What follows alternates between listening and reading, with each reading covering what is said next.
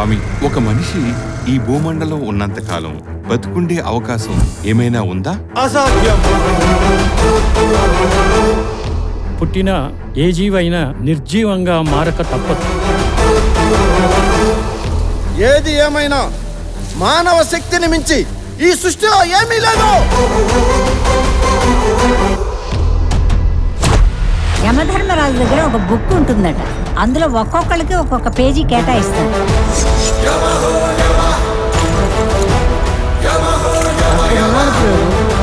నీవిక్కడికి వచ్చి పుట్టుమను భక్షించినంత మాత్రమున నీవు కోరినట్లు జరుగుననుకుంటివా? ఎందుకు అసాధ్యం? ఏమి నీ దూర్త ఆలోచన?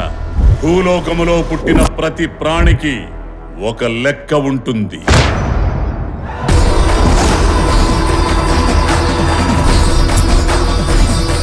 చిత్రగుప్త ప్రభు, ఇతగాడు చింపిన పుటమున ఇతని పేరు లేదు, వేరొకరి పేరు ఉన్నది.